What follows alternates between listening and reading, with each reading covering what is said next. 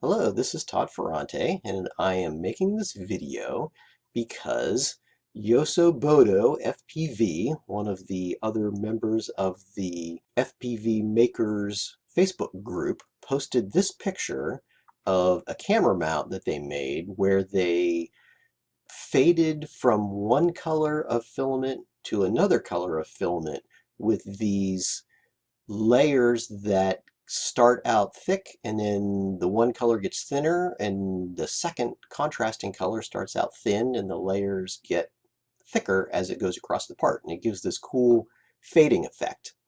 And they even posted pictures of a whole quad that uses parts that are printed with this effect. And one of the things that came out in the comments was that the math behind figuring out how to make these layers was kind of complicated. So I sat down and made a spreadsheet on Google Sheets that does all of that math for you with just some simple inputs. As an example, I am going to use some parts in one of my quads.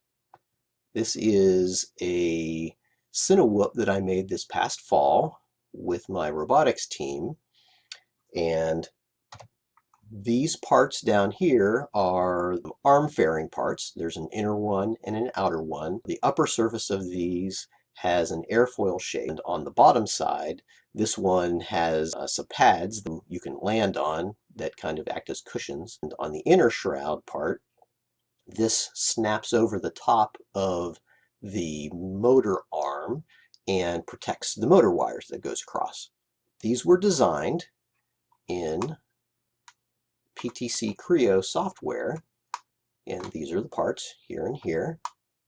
I use this software for work, so I'm pretty good at using it. I exported these parts out as STL files and imported them into the Prusa Slicer software that I use to set up my 3D prints for my Prusa 3D printer. Here I've already imported them in, and this is the row of outer fairing parts, and this is the row of inner fairing parts.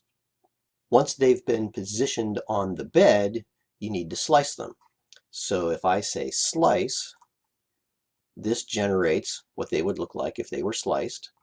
These parts total would have 153 layers on them. What you see on the screen right now is the previous color changes that resulted in the inner fairings having 3 stripes in them. I'm going to change that so these end up with that cool fade effect in them. So the first thing I need to do is slide this slider down and get rid of the old color changes. So you slide this down, you stop where the color change is, and then you click on this little hex symbol, and now these are the parts with solid color, no color changes at all. This little number right here in parentheses is the layer that we're on. So the full height part has 154 layers in it. Now I can switch over to my calculator, which is right here.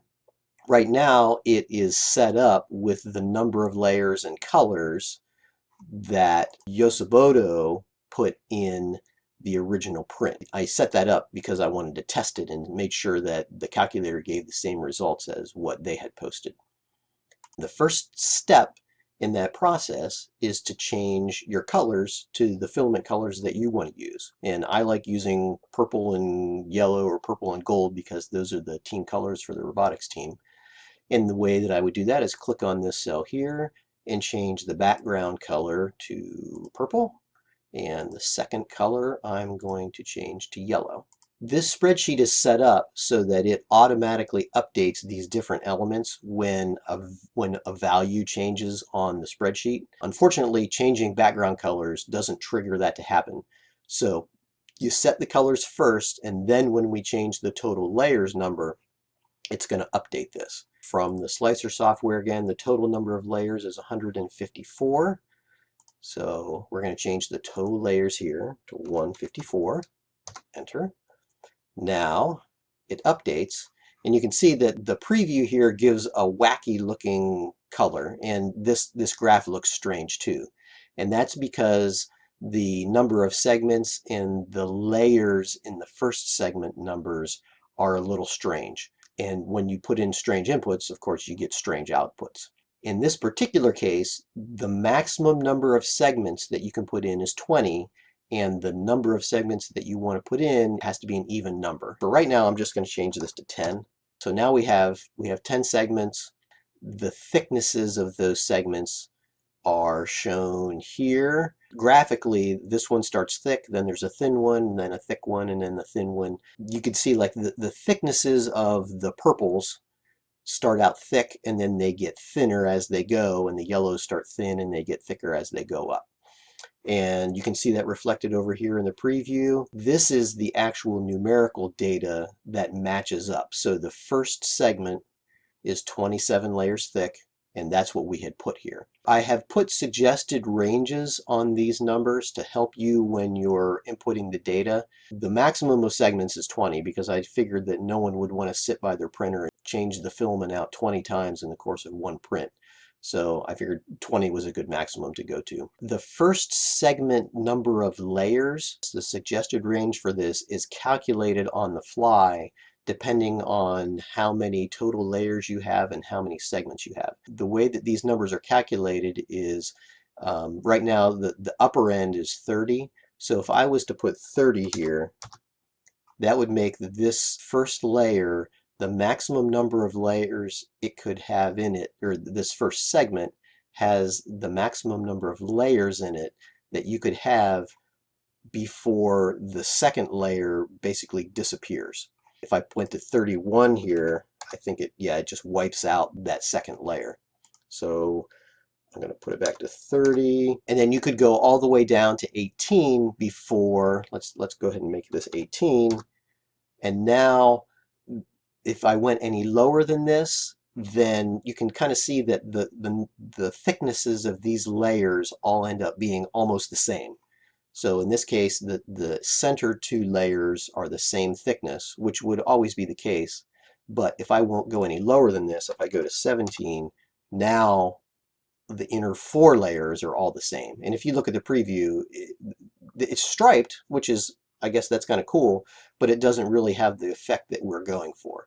So what I have found is to get a nicely tapered distribution of thicknesses, if you make this first segment a little bit smaller than your maximum, so in this case let's call it 25, that results in a sort of a pattern that is nicely, it fades from one color to the other color. The amount of this fade effect sort of depends on your artistic discretion. In this case, I think it would look a little bit better if we had some more segments in here. So let's bump this up to 12.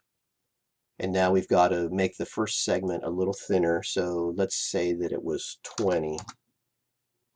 Oh, that looks pretty good. I actually kind of like that. So maybe we'll go for that for my first test print. I'll have to change the colors 12 times when I do this print. Now I can take the number of layers in each of these segments and transfer that information to the slicer software. So the way that I'm going to do that is take this window and kind of slide it over here, and I'm gonna zoom this over. This is the running total of layers as you go through the print. So after the first segment, you would have 20 layers, and then after the second segment, you would have 26 layers. And the way that you input that information into the slicer software, let's pull this over, drag this window over so that it fills up the screen. There we go.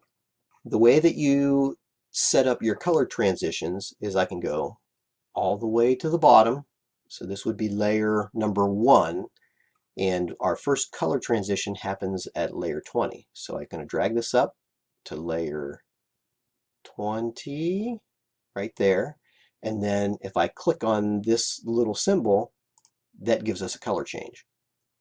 Now the next transition happens at layer 26. Color change. And now the next one happens at layer 43. Color change.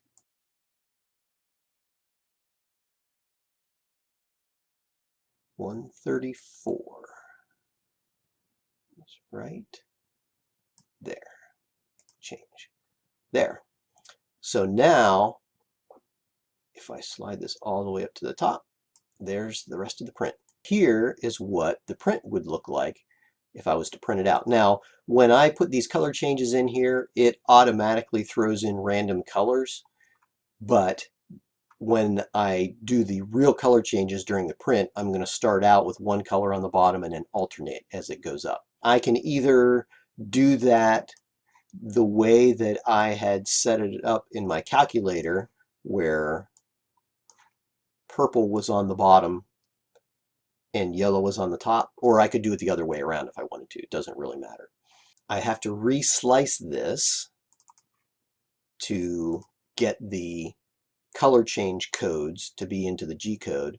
And then if I say export G code, it will save that file to my directory where I save all my G code files. And now I can send that file to the printer and be prepared to sit down and swap colors. This little schedule that's right here, the printing time listing, shows that to do this entire print for all 8 of these parts, it's going to take 1 hour and 58 minutes. The first layer, or the first color, the first segment down on the bottom, is going to take 18 minutes. And then it'll take 5 minutes for the next one, and then 15 minutes, and then 8 minutes. So you can see that to make a print like this is going to require a lot of babysitting the printer for the full 2 hours that it's printing out these prints. So that's how you go about using the calculator to make a part. You start by putting in your colors, you put in total number of layers, you decide how many segments you're going to want to have, and then you figure out how many layers need to be in the first segment. When you're doing that, you're trying to get the tips of these layers to sort of start up at the top and come all the way to the bottom. That gives you a nice even distribution of thick and thin across the face of the print. It could look like this if you want to change out your colors 20 times. So hopefully you guys will have fun with this, making your own fade style prints. If you like the way that your prints turn out and you like using this calculator, think that you found it useful, feel free to send me a little tip at my PayPal account. I would appreciate it. And I am going to post a link to this spreadsheet in the description of the video. Give it a shot, see how it works. Good luck.